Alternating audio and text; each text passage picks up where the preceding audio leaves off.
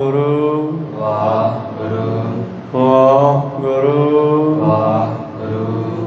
ਗੁਰੂ ਨਾਨਕ ਪਦ ਪੰਕਜ ਬੰਦਨ ਪੰਕਜ ਬੰਦਨਾ ਸਿਮਰੋ ਅੰਗਦ ਦੁਖ ਨਿਕੰਦਨ। ਬੰਦਨਾ ਗੁਰੂ ਅਮਰਦਾਸ ਹਿਰਦੈ ਨਿਤ ਧਿਆਉ ਹਿਰਦੈ ਨਿਤ ਧਿਆਉ। ਸ਼੍ਰੀ ਗੁਰੂ ਰਾਮਦਾਸ ਗੁਣ ਗਾਉ। ਗੁਰੂ ਅਰਜਨ ਬਿਗਨਨ ਕੇ ਨਾਸ਼ਕ ਬਿਗਨਨ ਕੇ ਨਾਸਕ। ਸ਼੍ਰੀ ਹਰਿ ਗੋਬਿੰਦ ਸੁਮਤ ਪ੍ਰਗਾਸਕ। ਸ਼੍ਰੀ ਹਰਿ ਰਾਏ ਨਮੋ ਕਰ ਜੋਰੀ ਨਮੋ ਕਰ ਜੋਰੀ। ਸ਼੍ਰੀ ਹਰਿ ਕ੍ਰਿਸ਼ਨ ਮਨਾਉ ਹੋਰੀ। ਗੁਰੂ ਤੇਗ ਬਹਾਦਰ ਪਰਮ ਕਿਰਪਾਲਾ ਪਰਮ ਕਿਰਪਾਲਾ। ਸ਼੍ਰੀ ਗੁਰੂ ਗੋਬਿੰਦ ਸਿੰਘ ਵਿਸਾਲਾ। ਤਰੋ ਤਰਾ ਪਰ ਪੁਨ ਪੁਨ ਸੀਸਾ ਪੁਨ ਪੁਨ ਸੀਸਾ। ਬੰਦੋਂ ਬਾਰ ਬਾਰ ਜਗ ਸੀਸਾ। ਏਕੰਕਾਰ ਸਤਿਗੁਰੂ ਇਹ ਪ੍ਰਸਾਦ ਸਚ ਹੋਏ। ਵਾਹਿਗੁਰੂ ਜੀ ਕੀ ਫਤਿਹ ਹੈ। ਵਿਨਾਸ਼ਨ ਸੋਏ। ਵਾਹਿਗੁਰੂ ਜੀ ਕੀ ਫਤਿਹ ਹੈ। ਵਿਨਾਸ਼ਨ ਸੋਏ। ਦੋਹਰਾ ਸਾਰਤ ਭਾਰਤ ਨਾਰਦ ਹੈ। ਭਾਰਤ ਇੰਦ ਮਨਿੰਦ ਵਰਨ ਰੂਪ ਕੋ ਵਰਨ ਬਰ ਨਮੋ ਚਰਨ ਅਰਵਿੰਦ। ਵਾਹਿਗੁਰੂ ਜੀ ਕਾ ਖਾਲਸਾ ਵਾਹਿਗੁਰੂ ਜੀ ਕੀ ਫਤਿਹ। ਆਓ ਗੁਰੂ ਪਿਆਰੇ ਗੁਰੂ ਸਵਾਰੇ ਸਤਸੰਗੀ ਜਨੋ, ਰੋਜ਼ਾਨਾ ਦੀ ਤਰ੍ਹਾਂ ਪਾਤਸ਼ਾਹ ਜੀ ਕੀ ਅਪਾਰ ਕਿਰਪਾ ਬਖਸ਼ਿਸ਼ ਦਾ ਸਦਕਾ ਪਿਛਲੇ ਪਹਿਰਾਂ ਦੇ ਦੀਵਾਨ ਸਜਾਉਂਦੇ ਹੋਏ ਆਪ ਜੀ ਗੁਰੂ ਚਰਨਾਂ ਵਿਖੇ ਹਾਜ਼ਰੀਆਂ ਲਵਾ ਰਹੇ ਹੋ। ਆਓ ਲੜੀਵਾਰ ਇਤਿਹਾਸ ਦੀ ਕਥਾ ਵਿਚਾਰ ਨਾਲ ਜੁੜਨਾ ਕਰੀਏ। ਧੰਨ ਧੰਨ ਸ਼੍ਰੀ ਗੁਰੂ ਗੋਬਿੰਦ ਸਿੰਘ ਮਹਾਰਾਜ ਜੀ ਨੇ ਸੰਸਾਰ ਦੀ ਹਾਲਤ ਵੇਖ ਕੇ, ਮੁਗਲਾਂ ਦਾ ਜ਼ੁਲਮ ਦੇਖ ਕਰਕੇ ਖਾਲਸਾ ਪੰਥ ਸਾਜਣ ਦੀ ਸਲਾਹ ਆਪਣੇ ਅੰਦਰ ਬਣਾਈ ਹੈ। ਤੇ ਉਸ ਤੋਂ ਪਹਿਲਾਂ ਸਤਿਗੁਰੂ ਪਾਤਸ਼ਾਹ ਜੀ ਭਾਰਤ ਵਰਸ਼ ਵਿੱਚ ਰਹਿੰਦੇ ਧਰਮ ਦੇ ਮੁਖੀਆਂ ਦੀ ਪ੍ਰੀਖਿਆ ਲੈਂਦੇ ਨੇ, ਕਿਹੜਾ ਆਪਦੇ ਧਰਮ ਤੇ ਖੜਾ ਹੋਏ। ਸਮੇਂ ਸਮੇਂ ਤੇ ਸਾਰੇ ਸਤਿਗੁਰਾਂ ਨੇ ਧਰਮੀਆਂ ਨੂੰ ਵੇਖਿਆ, ਜਿਹੜੇ ਗਲਤ ਨਿਕਲੇ ਤੇ ਉਹਨਾਂ ਨੂੰ ਬਾਬੇ ਨਾਨਕ ਨੇ ਕਿਹਾ ਰਾਜੇ ਸ਼ੀਂਹ ਮੁਕੱਦਮ ਕੁੱਤੇ। ਇਸੇ ਤਰ੍ਹਾਂ ਹੀ ਪੰਡਤਾਂ ਨੂੰ ਵੀ ਦੇਖਿਆ ਤਾਂ ਉਹਨਾਂ ਨੂੰ ਕਿਹਾ ਪੰਡਤ ਲਾਵੇ ਜੀਆਂ ਘਾਏ। ਵੇਦਾਂ ਦਾ ਆਸਰਾ ਲੈ ਕੇ ਜੀਵਾਂ ਦੀ ਸ਼ੋਸ਼ਣ ਕਰਦੇ ਆ, ਜੀਵਾਂ ਨੂੰ ਮਾਰਦੇ ਆ।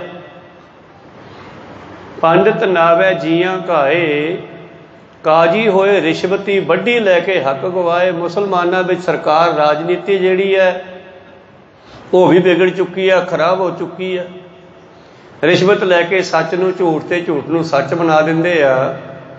ਜੋਗੀ ਜੁਗਤ ਨ ਜਾਣੇ ਅੰਧ ਤੀਨੇ ਉਜਾੜੇ ਕਾ ਬੰਦ। ਗੋਰਖਨਾਥ ਚੱਲਦਾ ਸੀ ਉਸ ਸਮੇਂ, ਉਸ ਦਾ ਪ੍ਰਚਲਨ ਸੀ ਡੇਰਾ ਜੋਗ ਮਤ।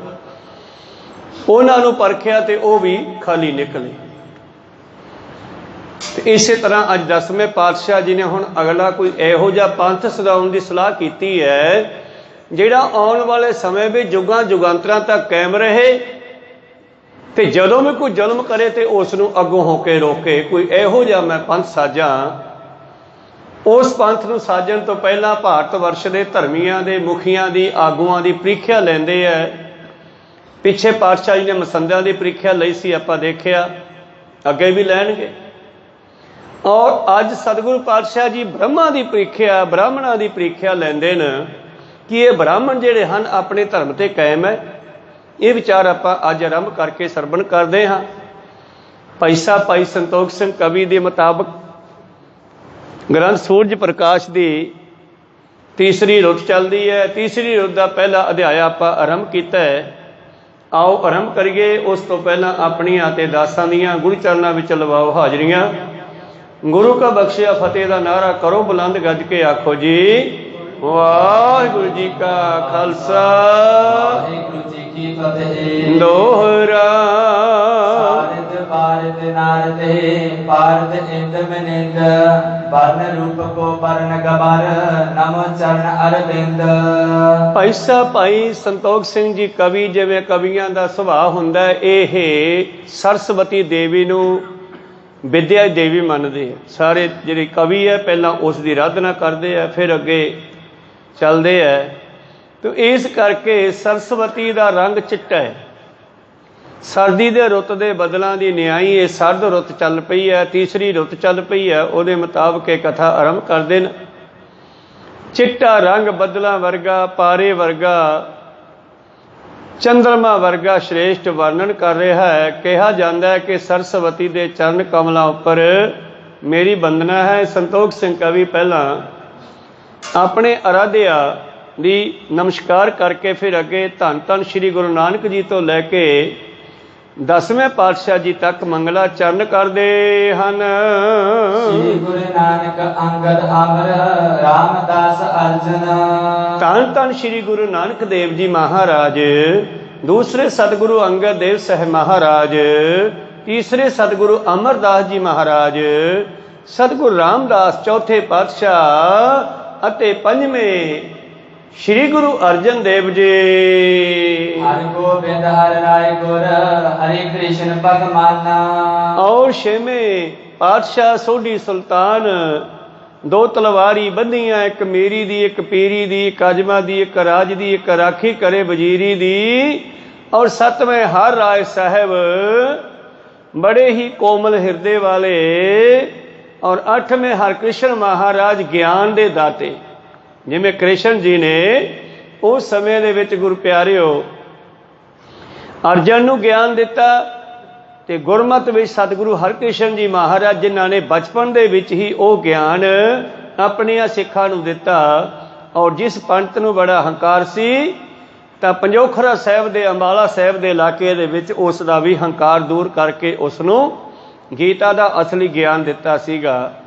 ऐसे सतगुरु हरकृष्ण जी महाराज के चरणों नूं असीं मनाउणा करते हाँ, पूजना करते हाँ, भाव नतमस्तक हुंदे हाँ। तेग बहादुर दसम गुर सबकी चरण मनाए। 9वें सतगुरु तेग बहादुर जी महाराज 10वें पातशाह शाह शहनशाह दो जहान के वाली सोढ़ी सुल्तान मीरी पीरी दे मालक धन गुरु गोबिंद सिंह जी महाराज कलगीधर पातशाह बाजा वाले, साजा वाले, ताजा वाले।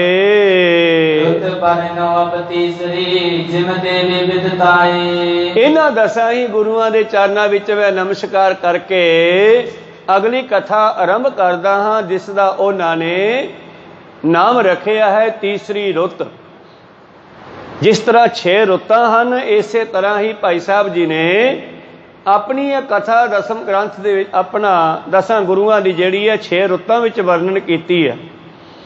और कहते हैं कि मैं तीसरी रुत विच वो कथा आरंभ करदा हाँ जदों पातशाह जी ने खालसा पंथ साजना कीता है ते देवी नूं प्रगट करन दा एक कौतक कीता। मैं आप जी नूं बेनती करा कि देवी प्रगट करन दा कौतक की है कि उन्हां समयां दे विच एक तां जिहड़े हिंदू लोग सन जां मुसलमान लोग सन, आउण वालियां संगतां नूं डिस्टर्ब करदे सन, दुख दिंदे सन, राह खैड़े लड़ पैंदे सन। हुण सिखां नूं शास्त्र चुकाउणे हन पक्के तौर ते तां कि ये शास्त्रधारी होण।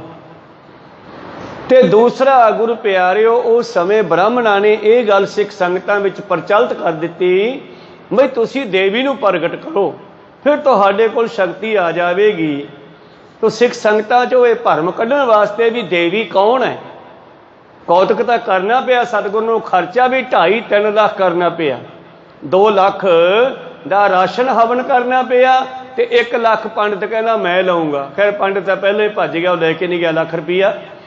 तो इस तरह पातशाह जी ने खर्चा करके संगत के मन विचों ये शंका, ये भरम कढ़िया भी असल विच देवी है की। ਭਾਵੇਂ ਕਿ ਆਪਾਂ ਚੱਲਾਂਗੇ ਕਥਾ ਕਰਾਂਗੇ ਚੰਡੀ ਦੇਵੀ ਸੰਸਾਰ ਦੇ ਦਿਮਾਗ 'ਚ ਨਕਸ਼ਾ ਬਣੂਗਾ ਵੀ ਸ਼ਾਇਦ ਜਿਹੜੀ ਸ਼ੇਰ ਤੇ ਬੈਠੀ ਦੇਵੀ ਆ ਉਹਦੀ ਗੱਲ ਚੱਲ ਰਹੀ ਹੈ, ਇੱਕ ਪਾਸੇ ਤਾਂ ਉਹਦੇ ਵਰਗੀ ਹੀ ਲੱਗਦੀ ਹੈ, ਪਰ ਅਸਲ ਦੇ ਵਿੱਚ ਗੁਰੂ ਸਾਹਿਬ ਜੀ ਇਹ ਜੋ ਸ੍ਰੀ ਸਾਹਿਬ ਹੈ, ਤਲਵਾਰ ਹੈ, ਇਹ ਸ਼ਾਸਤਰ ਹੈ, ਇਹੋ ਹੀ ਦੇਵੀ ਸ਼ਕਤੀ ਹੈ। ਖਾਲੀ ਹੱਥ ਕਿੰਨਾ ਕਿ ਲੜਾਈ ਕਰੇਗਾ, ਜਦ ਇਹਦੇ ਮੂਹਰੇ ਤਲਵਾਰ ਲੱਗ ਜਾਵੇ, ਕੋਈ ਹੱਥ ਵਿੱਚ ਸ਼ਸਤਰ ਆ ਜਾਵੇ ਤੇ ਫਿਰ ਹਜ਼ਾਰਾਂ ਬੰਦਿਆਂ ਨੂੰ ਫਨਾ ਕਰ ਸਕਦਾ ਹੈ। ਤਾਂ ਤੇ ਦੇਵੀ ਸ਼ਕਤੀ ਸ਼ਸਤਰ ਹੈ। ਬਿਨ ਸ਼ਸਤਰੰਗ ਬਿਨ ਕੇਸੰਗ ਨਰੰਗ ਭੇਡ ਜਾਨੋ, ਗਾਓ ਕਾਨ ਤਾਹੇ ਕਿਤੇ ਲੈ ਸਧਾਨੋ। ਬੰਦੂਕ ਵਾਲਾ ਕੰਨ ਤੇ ਬੰਦੂਕ ਲਾ ਕੇ ਕਿੰਨਾ ਵੀ ਤਕੜਾ ਬੰਦਾ ਹੋ ਜੇ, ਜਿੱਥੇ ਮਰਜੀ ਲੈ ਜਾਵੇ, ਕੋ ਸਤਨਾਮ ਸਿੰਘ। ਤਾਂ ਫਿਰ ਸ਼ਕਤੀ ਕਿਹਦੇ ਵਿੱਚ ਹੈ? ਸ਼ਸਤਰ ਦੇ ਵਿੱਚ ਹੈ। ਜਦੋਂ ਮਨੁੱਖ ਦੇ ਹੱਥ ਵਿੱਚ ਸ਼ਸਤਰ ਆ ਗਿਆ ਤੇ ਉਹ 10 ਬੰਦਿਆਂ ਤੋਂ ਤਕੜਾ ਹੋ ਜਾਂਦਾ ਹੈ, ਹਜ਼ਾਰਾਂ ਬੰਦਿਆਂ ਨੂੰ ਮੂਹਰੇ ਲਾ ਸਕਦਾ ਹੈ ਉਹ ਸ਼ਸਤਰ ਦੇ ਨਾਲ। ਇਸ ਕਰਕੇ ਸਤਿਗੁਰ ਨੇ ਪ੍ਰਗਟਤਾ ਪ੍ਰਚਲਤਾ ਕਰਨਾ ਸ਼ਸਤਰ ਨੂੰ। ਪਰ ਕੁਝ ਭਰਮ ਜਿਹੜੇ ਪਏ ਹੋਏ ਆ ਨਾ ਸੰਸਾਰ ਦੇ ਵਿੱਚ, ਉਹ ਵੀ ਕੱਢਣੇ ਹਨ। ਤਾਂ ਤੇ ਭਾਈ ਸੰਤੋਖ ਸਿੰਘ ਜੀ ਉਹ ਸਾਰੀ ਕਹਾਣੀ ਇੱਥੇ ਰਚਨਾ ਕਰਦੇ ਹੈ, ਕਿਵੇਂ ਚੰਡੀ ਨੂੰ ਪ੍ਰਗਟ ਕਰਨ ਦਾ ਕੌਤਕ ਧੰਨ ਧੰਨ ਸ਼੍ਰੀ ਗੁਰੂ ਗੋਬਿੰਦ ਸਿੰਘ ਮਹਾਰਾਜ ਜੀ ਨੇ ਕਰਨਾ ਕੀਤਾ ਹੈ। ਉਦੋਂ ਵਰਣਨ ਕਰੀਏ ਜੀ।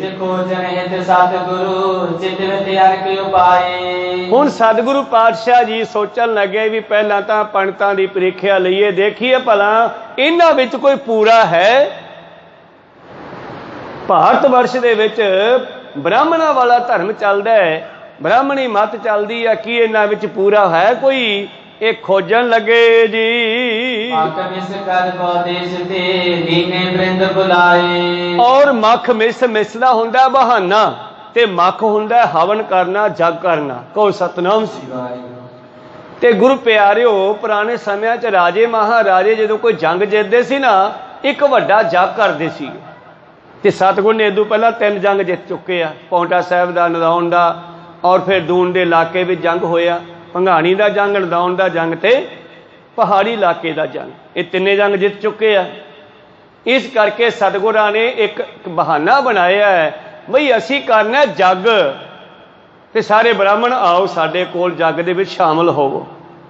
ਉਹਨਾਂ ਨੂੰ ਪਤਾ ਸੀਗਾ ਵੀ ਗੁਰੂ ਸਾਹਿਬ ਜੰਗ ਜਿੱਤ ਕੇ ਹਟੇ ਹੈ, ਤੇ ਰਾਜੇ ਮਹਾਰਾਜਿਆਂ ਵਿੱਚ ਇਹ ਗੱਲ ਚਲਾਈ ਸੀ ਬ੍ਰਾਹਮਣਾਂ ਨੇ, ਬਈ ਜਦੋਂ ਕੋਈ ਰਾਜਾ ਜੰਗ ਜਿੱਤ ਕੇ ਆਵੇ ਉਹ ਵੱਡਾ ਜੱਗ ਕਰੇ ਤੇ ਬ੍ਰਾਹਮਣਾਂ ਨੂੰ ਦਾਨ ਪੁੰਨ ਕਰੇ। ਕਹੋ ਸਤਨਾਮ।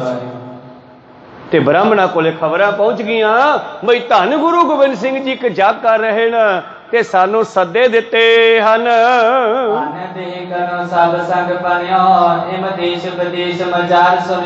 ਸਾਰੇ ਦੇਸ਼ਾਂ ਵਿੱਚ, ਵਿਦੇਸ਼ਾਂ ਵਿੱਚ, ਸਾਰੇ ਸੂਬਿਆਂ ਵਿੱਚ, ਸਾਰੇ ਭਾਰਤ ਵਰਸ਼ ਵਿੱਚ ਇਹ ਖਬਰ ਫੈਲ ਗਈ ਆ, ਹਵਾ ਦੀ ਨਿਆਈ, ਬਈ ਗੁਰੂ ਗੋਬਿੰਦ ਸਿੰਘ ਵੱਡਾ ਜੱਗ ਕਰ ਰਹੇ ਨੇ, ਜਿਸ ਵਿੱਚ ਉਹਨਾਂ ਨੇ ਬਹੁਤ ਸਾਰਾ ਦਾਨ ਪੁੰਨ ਵੀ ਕਰਨਾ ਹੈ। ਤੇ ਬ੍ਰਾਹਮਣ ਤਾਂ ਕਾਲੇ ਹੀ ਹੁੰਦੇ ਸੀ ਦਾਨ ਪੁੰਨ ਲੈਣ ਨੂੰ, ਪਤਾ ਲੱਗ ਜੇ ਚਾਹੇ ਮਾੜਾ ਥੋੜਾ ਜਿਹਾ।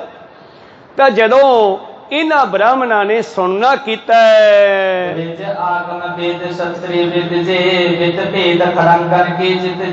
ਤਾਂ ਹੁਣ ਗੁਰੂ ਪਿਆਰਿਓ, ਜਿਹੜੇ ਜੱਗ ਕੌਣ ਸੀ? ਇਹ ਬ੍ਰਾਹਮਣ ਵਿੱਚ ਬੈਠ ਕੇ ਕਰਾਉਂਦੇ ਸੀਗੇ।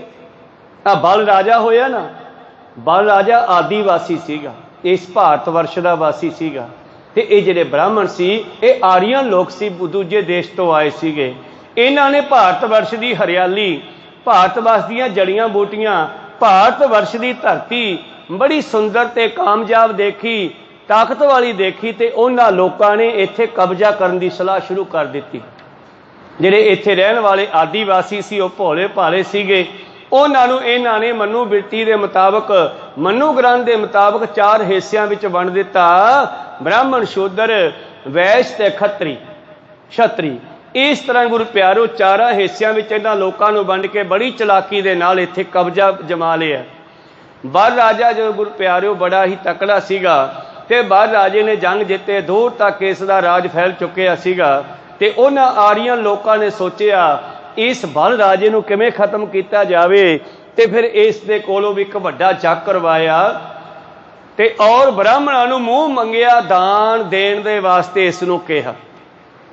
ਜੱਗ ਚੱਲ ਰਿਹਾ ਤੇ ਬਲ ਰਾਜਾ ਦਾਨ ਦਿੰਦਾ ਜਾ ਰਿਹਾ ਹੈ ਔਰ ਮੂੰਹ ਮੰਗਿਆ ਦਾਨ ਦੇਣ ਲੱਗਿਆ।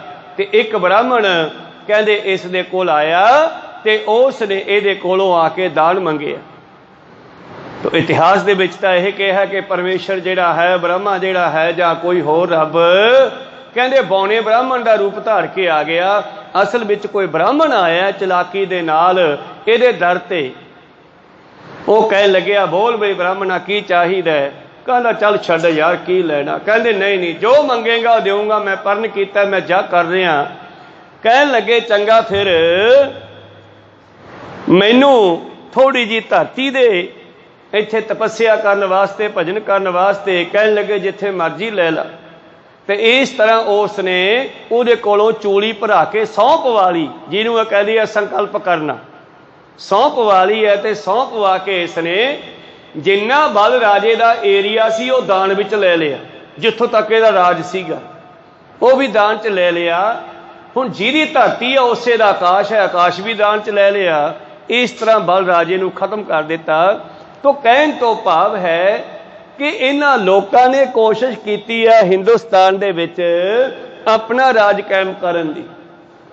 ਤਾਂ ਹੁਣ ਇਹਨਾਂ ਬ੍ਰਾਹਮਣਾਂ ਨੂੰ ਜਦ ਪਤਾ ਲੱਗਿਆ ਕਿ ਗੁਰੂ ਗੋਬਿੰਦ ਸਿੰਘ ਜੀ ਵੱਡਾ ਜਗ ਕਰ ਰਹੇ ਹਨ, ਜਿਹਦੇ ਵਿੱਚ ਬੜਾ ਦਾਨ ਪੁੰਨ ਕਰਨਗੇ, ਤਾਂ ਉਹਨਾਂ ਨੇ ਗੁਰੂ ਸਾਹਿਬ ਦੇ ਵੱਲ ਆਉਣਾ ਸ਼ੁਰੂ ਕੀਤਾ ਹੈ।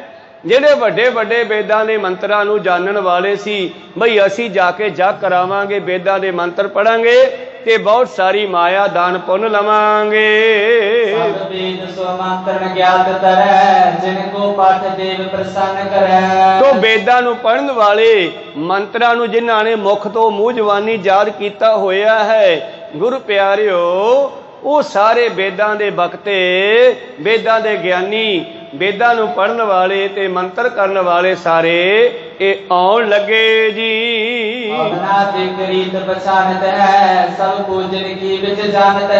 ਜਿਹੜੇ ਹਵਨ ਆਦਿ ਕਰਾਉਣ ਜਾਣਦੇ ਹਨ, ਕਿਉਂਕਿ ਜੱਗ ਜਿਹੜਾ ਹੈ ਰਾਜਿਆਂ ਦਾ ਹੋਇਆ ਕਰਦਾ ਸੀ, ਉਹਦੇ ਵਿੱਚ ਉਹ ਹਵਨ ਕਰਿਆ ਕਰਦੇ ਸਨ ਪਹਿਲਾਂ, ਤੇ ਇਹ ਬ੍ਰਾਹਮਣ ਆ ਕੇ ਪੂਜਾ ਕਰਵਾਇਆ ਕਰਦੇ।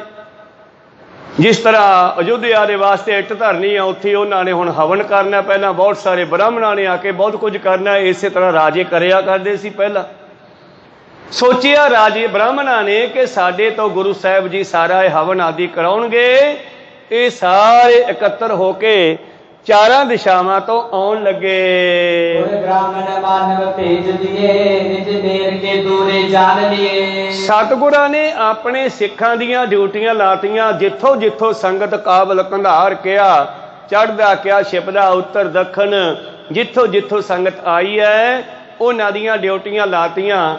ਬਈ ਸਾਰੇ ਆਓ ਭਾਈ ਤੇ ਹੋਰਾਂ ਨੂੰ ਵੀ ਦੱਸੋ, ਅਸੀਂ ਇੱਕ ਵੱਡਾ ਜਗ ਕਰਨਾ ਹੈ।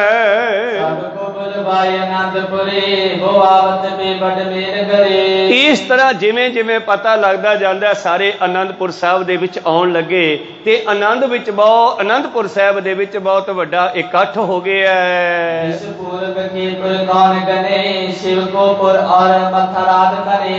ਚੜ੍ਹਦੇ ਵਾਲੇ ਪਾਸੇ ਦੇ ਕਿਹਾ ਗਿਣਤੀ ਕਰਾਂ, ਸ਼ਿਵ ਕੋ ਪੁਰੀ ਭਾਵ ਕਾਂਸ਼ੀ ਦੇ, ਹਰਿਦੁਆਰ ਦੇ ਇਲਾਕੇ ਦੇ, ਬਿੰਦਰਾ ਮਥੁਰਾ ਵਨ ਦੇ ਇਲਾਕੇ ਦੇ।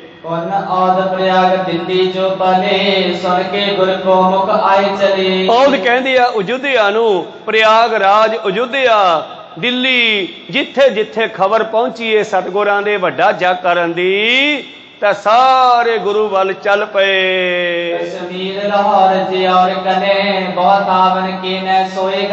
ਕਸ਼ਮੀਰ ਦੇ ਵਿੱਚ ਵੀ ਬਹੁਤ ਬ੍ਰਾਹਮਣ ਰਹਿੰਦੇ ਸਨ। ਨੌਵੇਂ ਪਾਤਸ਼ਾਹ ਜੀ ਦੇ ਸਮੇਂ ਕਸ਼ਮੀਰ ਤੋਂ ਹੀ ਕਿਰਪਾ ਰਾਮ ਬ੍ਰਾਹਮਣ ਆਇਆ ਸੀਗਾ ਜਥੇ ਨੂੰ ਲੈ ਕੇ ਕਿ ਸਾਡੀ ਰਕਸ਼ਾ ਹੁਣ ਕਰਨ ਵਾਲਾ ਕੋਈ ਨਹੀਂ, ਤੇ ਸਾਨੂੰ ਉੱਥੋਂ ਖਬਰ ਮਿਲੀ ਹੈ ਬਈ ਤੁਸੀਂ ਗੁਰੂ ਨਾਨਕ ਦੀ ਗੱਦੀ ਦੀ ਸ਼ਰਨ ਲਓ, ਉਹੀ ਤੁਹਾਡੇ ਧਰਮ ਨੂੰ ਬਚਾ ਸਕਦੇ ਆ। ਤੋ ਖੈਰ ਕਸ਼ਮੀਰ ਦੇ ਵੀ ਬਹੁਤ ਸਾਰੇ ਬ੍ਰਾਹਮਣ ਚੱਲ ਪਏ।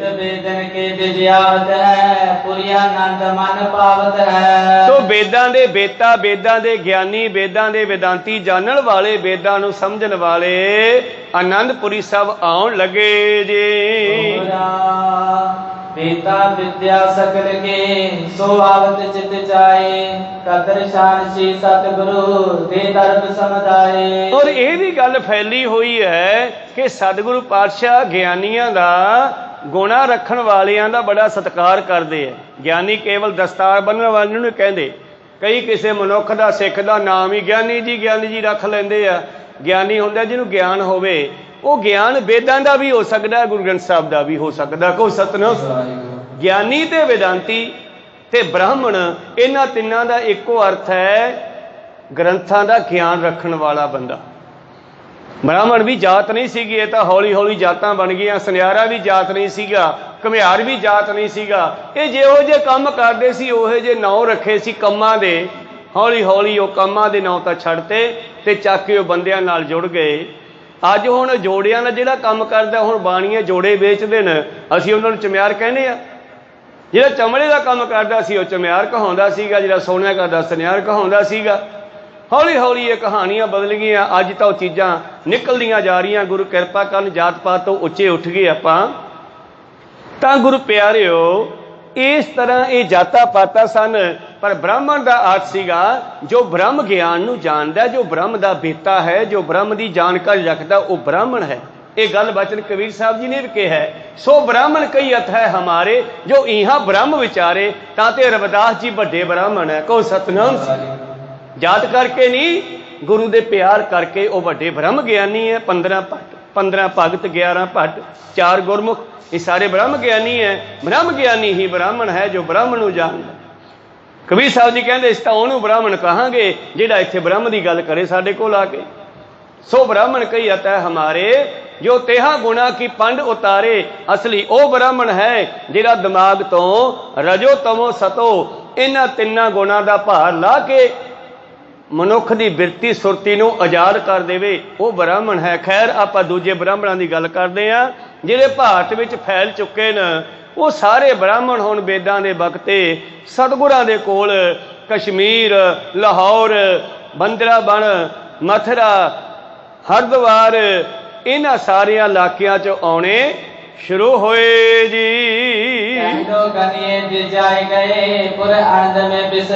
ਭਾਈ ਸਾਹਿਬ, ਭਾਈ ਸੰਤੋਖ ਸਿੰਘ ਜੀ ਕਵੀ ਕਹਿੰਦੇ, ਮੈਂ ਕਿੰਨੀ ਗਿਣਤੀ ਕਰਕੇ ਦੱਸਾਂ ਕਿ ਕਿਤਨੇ ਬ੍ਰਾਹਮਣਾਂ ਦਾ ਇਕੱਠ ਸ਼੍ਰੀ ਅਨੰਦਪੁਰ ਸਾਹਿਬ ਦੇ ਵਿੱਚ ਹੋਇਆ ਹੈ ਜੀ।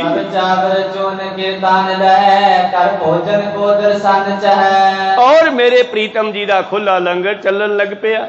ਸਾਰੇ ਲੰਗਰ ਦੇ ਵਿੱਚੋਂ ਜੋ ਇੱਛਾ ਹੈ, ਚੌਲ, ਦਾਲ, ਭੋਜਨ, ਪ੍ਰਸ਼ਾਦਾ, ਮਿੱਠਾ, ਲੂਣ ਵਾਲਾ ਸਭ ਛਕਣ ਛਕਾਉਣ ਲੱਗੇ ਜੀ।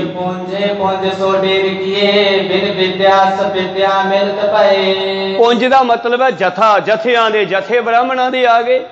ਅਨੰਦਪੁਰ ਸਾਹਿਬ ਦੀਆਂ ਪਹਾੜੀਆਂ ਵਿੱਚ ਜਗ੍ਹਾ ਜਗ੍ਹਾ ਤੇ ਉਹਨਾਂ ਨੇ ਉਤਾਰਾ ਕਰ ਲਿਆ, ਡੇਰੇ ਲਾ ਲਏ, ਉਤਰ ਗਏ ਹਨ।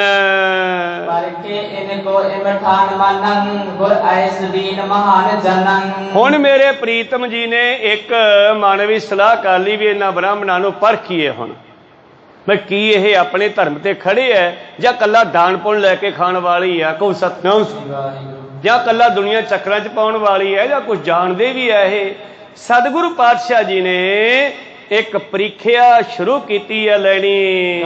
ਭੋਜਨ ਪਾਗਨ ਕਰੋ, ਮਿਸ਼ਟਾਨ ਸਲੋਨੇ ਸਵਾਦ ਧਰੋ। ਸਤਿਗੁਰੂ ਪਾਤਸ਼ਾਹ ਜੀ ਕਹਿਣ ਲੱਗੇ ਲੰਗਰੀਆਂ ਨੂੰ, ਬਈ ਲੰਗਰ ਤਿਆਰ ਕਰੋ ਜਿਹਦੇ ਵਿੱਚ ਤਰ੍ਹਾਂ ਤਰ੍ਹਾਂ ਦੇ ਭੋਜਨ, ਮਿੱਠੇ ਭਾਵ ਖੀਰ, ਚੌਲ ਆਦਿ, ਕੜਾਹ ਪ੍ਰਸ਼ਾਦ, ਇਹ ਸਭ ਕੁਝ ਤਿਆਰ ਕਰੋ ਜੀ।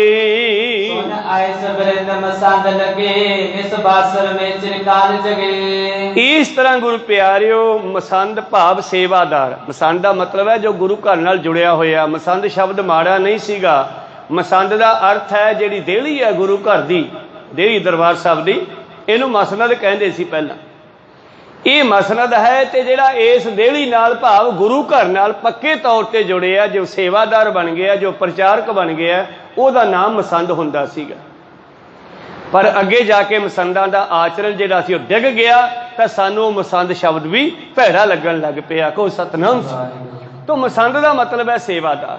ਜਿਹੜੇ ਸੇਵਾਦਾਰ ਗੁਰੂ ਘਰ ਵੀ ਸੇਵਾ ਕਰਦੇ ਆ, ਉਹਨਾਂ ਨੇ ਲੰਗਰ ਤਿਆਰ ਕਰਨੇ ਸ਼ੁਰੂ ਕੀਤੇ ਜੇ। ਭੋਜਨ ਤਿਆਰ ਅਨੇਕ ਵਿਧੀ, ਤਰ ਲਾਏ ਅੰਬਾਰ ਬਨੰਤ ਸਿਧੀ। ਔਰ ਇਸ ਤਰ੍ਹਾਂ ਗੁਰੂ ਪਿਆਰਿਓ, ਗੁਰੂ ਕੀਆਂ ਸੇਵਾਦਾਰਾਂ ਨੇ ਬੇਅੰਤ ਮਿੱਠੇ ਅਤੇ ਲੂਣ ਵਾਲੇ ਖੀਰ ਕੜਾਹ ਤੇ ਮਠਿਆਈਆਂ ਲੱਡੂ ਆਦि ਜਲੇਬੀਆਂ ਆਦि ਬਣਾ ਬਣਾ ਕੇ ਕੋਠੇ ਭਰ ਦਿੱਤੇ, ਕਿਉਂਕਿ ਸੰਗਤ ਜਨਤਾ ਬਹੁਤ ਆ ਗਈ ਹੈ। ਕਰ ਕੋਸ਼ਟ ਮੋਦਕ ਸੰਗ ਕਨੇ ਗਨ ਕੂਪਨ ਪਾਕ ਸੋ ਕੌਣ ਕਨੇ। ਔਰ ਕੋਠਿਆਂ ਦੇ ਕੋਠੇ ਲੱਡੂਆਂ ਦੇ ਜਲੇਬਾਂ ਦੇ ਭਰ ਕੇ ਰੱਖ ਦਿੱਤੇ ਹਨ, ਔਰ ਪੂੜੀਆਂ ਪੂੜੇ ਬਣਾ ਕੇ ਰੱਖ ਦਿੱਤੇ।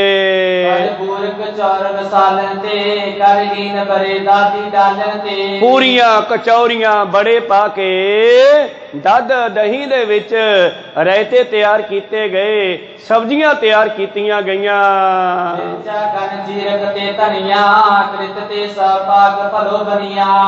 ਜੋ ਗੁਰੂ ਪਿਆਰੋ ਵੈਸ਼ਨੂ ਭੋਜਨ ਹੈ ਸਾਰਾ, ਔਰ ਵਿੱਚ ਉਸਦੇ ਧਨੀਆ ਲੂਣ ਜੀਰਾ ਆਦि ਭਾਈ ਸਾਹਿਬ ਜੀ ਨੇ ਕਥਾ ਨੂੰ ਵਿਸਥਾਰ ਦੇ ਕੇ ਥੋੜਾ ਹੋਰ ਸੁੰਦਰ ਬਣਾਇਆ, ਸਾਰੇ ਮਸਾਲੇ ਵਿੱਚ ਲਿਖ ਦਿੱਤੇ। ਕਹਿੰਦੇ ਚੰਗੀ ਤਰ੍ਹਾਂ ਜੀਰੇ ਆਦि ਪਾ ਕਰਕੇ ਭੋਜਨ ਤਿਆਰ ਕੀਤੇ ਹਨ।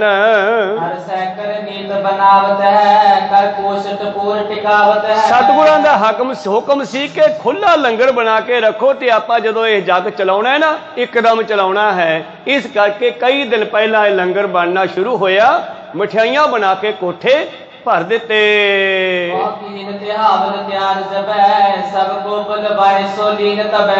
ਧੰਨ ਧੰਨ ਸ੍ਰੀ ਗੁਰੂ ਗੋਬਿੰਦ ਸਿੰਘ ਮਹਾਰਾਜ ਜੀ ਨੇ ਤਿਹਾਵਲ ਕੜਾਹ ਪ੍ਰਸ਼ਾਦ ਤਿਆਰ ਕੀਤਾ ਹੈ ਤੇ ਸਾਰਿਆਂ ਨੂੰ ਸੱਦ ਲਿਆ ਜੀ। ਪਾਟਿਓ ਮੇਵੜਾ ਸ੍ਰੀ ਕਲਗੀਧਰ ਤਿਸਨੇ ਉੱਚੇ ਭਲਿਓ ਸੁਨਾਏ। ਔਰ ਪਾਤਸ਼ਾਹ ਜੀ ਨੇ ਮੇਵੜਾ ਭਾਵ ਸੇਵਾਦਾਰ ਅਰਦਾਸੀਆ ਜਿਹੜਾ ਹੈ ਭੇਜ ਦਿੱਤਾ ਹੈ, ਤੇ ਉਸ ਨੇ ਜਾ ਕੇ ਸਾਰਿਆਂ ਨੂੰ ਸੱਦਾ ਦਿੱਤਾ ਹੈ ਜੀ। ਹੁਕਮ ਕਰਿਓ ਸ੍ਰੀ ਸਤਿਗੁਰ ਪੂਰੇ ਸੁਣਦੇ ਜੋਗ ਬ੍ਰਿਪ ਸਮਦਾਏ। ਲੋ ਵੀ ਜਿਤਨੇ ਬ੍ਰਾਹਮਣ ਇੱਥੇ ਪਹੁੰਚੇ ਹਨ ਆਨੰਦਪੁਰੀ ਦੇ ਵਿੱਚ, ਕਿਉਂਕਿ ਉਦੋਂ ਸਪੀਕਰ ਨਹੀਂ ਸੀ ਹੁੰਦੇ, ਏਦਾਂ ਕੋਲੇ ਜਾ ਕੇ ਉੱਚੀ ਆਵਾਜ਼ ਵਿੱਚ ਹੀ ਦੱਸਣਾ ਪੈਂਦਾ ਸੀਗਾ।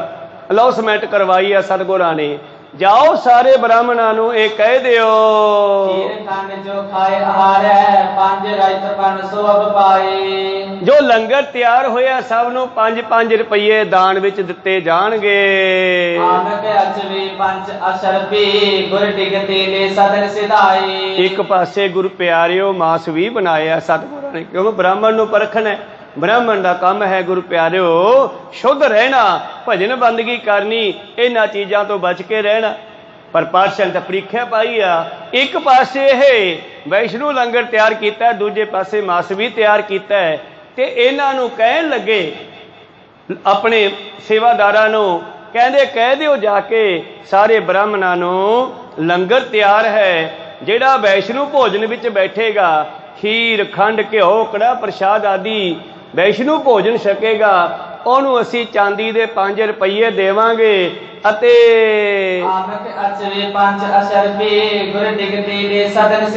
ਜਿਹੜਾ ਮਾਸ ਵਾਲੇ ਪਾਸੇ ਬੈਠੇਗਾ, ਮਾਸ ਖਾਵੇਗਾ, ਮਾਸ ਵਾਲਾ ਭੋਜਨ ਖਾਵੇਗਾ, ਉਸ ਨੂੰ ਅਸੀਂ 5 ਮੋਹਰਾਂ ਸੋਨੇ ਦੀਆਂ ਦੇਵਾਂਗੇ। ਆਜੋ ਲੰਗਰ ਛਕ ਲਓ ਤੇ ਗੁਰੂ ਕੋਲੋਂ 5 ਰੁਪਏ 5 ਮੋਹਰਾਂ ਲੈ ਕੇ ਤੁਰੇ ਜਾਓ। ਇਹ ਪਾਤਸ਼ਾਹ ਜੀ ਨੇ ਅਨਾਉਂਸਮੈਂਟ ਕਰਵਾਤੀ ਹੈ। ਬਹੁਤ ਬਾਰ ਸਭੋਂ ਸੁਨਾਇਓ ਦੇਵ ਪੰਕਤ ਪਰ ਦੀਨ ਬਿਠਾਏ। ਦੋਨੇ ਲੰਗਰ ਅਲੱਗ-ਅਲੱਗ ਚੱਲਦੇ ਹੈ, ਕਿੱਧਰ ਚਲਾ ਦਿੱਤਾ ਹੈ, ਕਿੱਧਰ ਚਲਾ ਦਿੱਤਾ ਹੈ, ਤੇ ਬ੍ਰਾਹਮਣਾਂ ਨੂੰ ਸੱਦਾ ਦੇ ਦਿੱਤਾ ਵੀ ਆਜੋ ਲੰਗਰ ਤਿਆਰ ਹੈ, ਜੱਗ ਸ਼ੁਰੂ ਕਰਦੇ ਆ। ਜਿਹੜੇ ਵੈਸ਼ਨੂ ਭੋਜਨ ਛਕਣਗੇ ਉਹਨੂੰ ਚਾਂਦੀ ਦੇ 5 ਰੁਪਏ ਮਿਲਣਗੇ, ਜਿਹੜੇ ਦੂਜੇ ਪਾਸੇ ਬੈਠਣਗੇ ਉਹਨਾਂ ਨੂੰ 1 ਮੋਹਰ 5 ਮੋਹਰਾਂ ਸੋਨੇ ਦੀਆਂ ਦਿੱਤੀਆਂ ਜਾਣਗੀਆਂ। ਤੇ ਗੁਰੂ ਪਿਆਰਿਓ ਫਿਰ ਉਹ ਬ੍ਰਾਹਮਣ ਆਏ ਲੰਗਰ ਛਕਣ ਵਾਸਤੇ। ਕੀ ਹੋਇਆ? ਲੋਭ ਕਰਸੇ ਬੋਬਰੇ ਭਾਰੀ ਮਤ ਮਾਸ ਅਸਨ ਕੋ ਮਨ ਲਚਾਏ। ਤੋਂ ਲਗਭਗ 90% ਲਾਲਚੀ ਬ੍ਰਾਹਮਣ, ਜਿਨ੍ਹਾਂ ਨੇ ਰੋਟੀ ਖਾਣ ਦੇ ਨਾਲ ਨਾਲ ਦੰਦ ਘਸਾਈ ਵੀ ਲੈਣੀ ਕੀਤੀ, ਪਹਿਲਾਂ ਵੀ ਲੈਂਦੇ ਸੀਗੇ ਤੇ ਅੱਜ ਵੀ ਉਹੀ ਲੈਣ ਆਏ ਆ, ਪਰ ਲਾਲਚੀ ਆਪਣੇ ਧਰਮ ਨੂੰ ਛੱਡ ਕੇ ਮਾਸ ਵਾਲੇ ਪਾਸੇ ਬੈਠ ਗਏ। ਕਹੋ ਸਤਨਾਮ। 80-90% ਲੋਕ ਸੁਣਿਆ ਵੀ ਨਾਲੇ ਯਾਰ 5-5 ਮੋਹਰਾਂ ਸੋਨੇ ਦੀਆਂ ਲਵਾਂਗੇ ਤੇ ਨਾਲੇ ਉਸ ਪਾਸੇ ਬਹਿਨੇ ਆ। ਇਸ ਕਰਕੇ ਵੈਸ਼ਨੂ ਵਾਲੇ ਪਾਸੇ ਘੱਟ ਬੈਠੇ ਤੇ ਦੂਜੇ ਪਾਸੇ ਵੱਧ ਬਹਿ ਗਏ ਜੀ।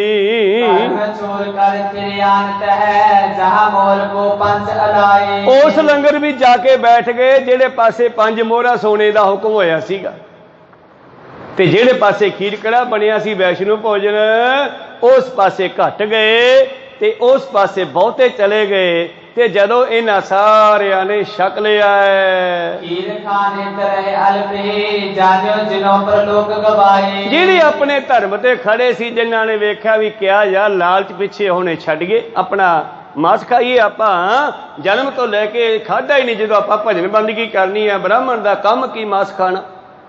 ਇਸ ਕਰਕੇ ਬਹੁਤਿਆਂ ਨੇ ਆਪਣੇ ਧਰਮ ਨੂੰ ਬਚਾਉਣ ਵਾਸਤੇ ਵੈਸ਼ਨੂ ਭੋਜਨ ਵਿੱਚ ਬੈਠਣਾ ਕੀਤਾ। ਜਿੱਧਰ 5 ਰੁਪਏ ਦੇਣੇ ਸੀ ਤੇ ਬਹੁਤਿਆਂ ਨੇ ਲਾਲਚ ਕਰਕੇ ਦੂਸਰੇ ਭੋਜਨ ਵਿੱਚ ਜਾ ਬੈਠਣਾ ਕੀਤਾ, ਜਿੱਥੇ 5 ਮੋਹਰਾਂ ਦਾ ਹੁਕਮ ਹੋਇਆ ਸੀ। कहारी पे हजारों तिर पंकत करके बरताए। और बहुत सारे उस पासे जा बैठे, आमकहारी मांस खाने वाले पासे जा बैठे, और गुरु के सिखा ने वरता दिता है जी।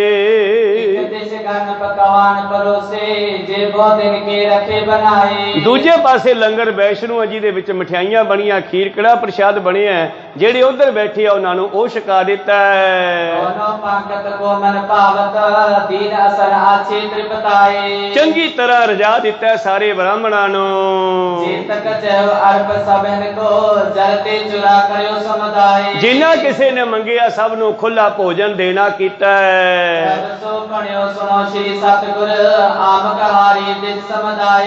तो भाई नंद चंद होरी, दयाराम होरी सेवादार है जो गुरु के विच फिरदे आ, घूमदे। पातशाह कहंदे किवें आ, भी किहड़े पासे वाले किहड़े पासे घट है। कहंदे जी सारे ब्राह्मण मास वाले पासे चले गए। कोई सतनाम सी, सारे ब्राह्मण मास वाले पासे जा बैठे। कहंदे उधर 5 मोहरां मिलणगियां ते वैष्णो प्रसादे वाले पासे बहुत घट बैठे है। पकवान है अब दक्षिणा को थे सबाए। सारे चूड़ा करके उठ खड़े है, छक छका के हुण खड़े ने जी। दंत घसाई दक्षिणा इन्हां नूं देईए हुण आपां। उठ कर गए विलोकन कीने जिन्हों लोभ ते धर्म गवाए। हुण 10वें पातशाह विच आ गए, ਜਿਹੜੇ ਉਹ ਮਾਸ ਵਾਲੇ ਪਾਸੇ ਬੈਠੇ ਸੀ ਉਸ ਪਾਸੇ ਚਲੇ ਗਏ, ਜਿਨ੍ਹਾਂ ਨੇ ਸੋਨੇ ਦੇ ਲਾਲਚ ਪਿੱਛੇ ਆਪਣਾ ਧਰਮ ਛੱਡ ਦਿੱਤਾ ਹੈ। ਮਾਨੋ ਕੋ ਸਤਨਾਮ ਸੀ। ਇਸ ਤਰ੍ਹਾਂ ਗੁਰੂ ਪਿਆਰੋ ਸਤਿਗੁਰੂ ਜਦ ਉਸ ਪਾਸੇ ਆਏ ਤੇ ਉਹਨਾਂ ਨੂੰ ਕੀ ਕਹਿੰਦੇ, ਬਾਰੇ ਬਾਰ ਉਚਾਰ ਤਿਕਾਰ ਹੈ ਨਹੀਂ ਬ੍ਰਿਪ ਤੁਮ ਦੰਭ ਕਮਾਏ। ਉਹਨਾਂ ਨੂੰ ਧਰਕਾਰਾ ਪਾਉਂਦੇ ਐ, ਲਾਹਨਤਾਂ ਪਾਉਂਦੇ ਆ, ਤੁਸੀਂ ਬ੍ਰਾਹਮਣੀ ਧਰਮ ਦੇ ਵਿੱਚ ਸਹੀ ਨਹੀਂ ਹੈਗੇ। ਕਹੋ ਸਤਨਾਮ ਸੀ। ਤੁਸੀਂ ਆਪਣਾ ਬ੍ਰਾਹਮਣੀ ਧਰਮ ਸਹੀ ਨਹੀਂ ਨਿਭਾਇਆਗਾ, ਆਪਣੇ ਮਤ ਨੂੰ ਸਹੀ ਨਹੀਂ ਨਿਭਾਇਆਗਾ। ਧਰਕਾਰ ਹੈ ਸੋਨੂੰ, ਲਾਹਨਤ ਹੈ ਇਹੋ ਜਿਹੇ ਬ੍ਰਾਹਮਣ ਕਹਾਉਣ ਦੇ। ਤੁਸੀਂ ਪਖੰਡ ਧਾਰਿਆ ਹੋਇਆ। ਜੇ ਤੁਸੀਂ ਸਹੀ ਬ੍ਰਾਹਮਣ ਨੂੰ ਸਮਝਿਆ ਫਿਰ ਤੁਸੀਂ ਇਸ ਪਾਸੇ ਕਿਉਂ ਬੈਠੇ।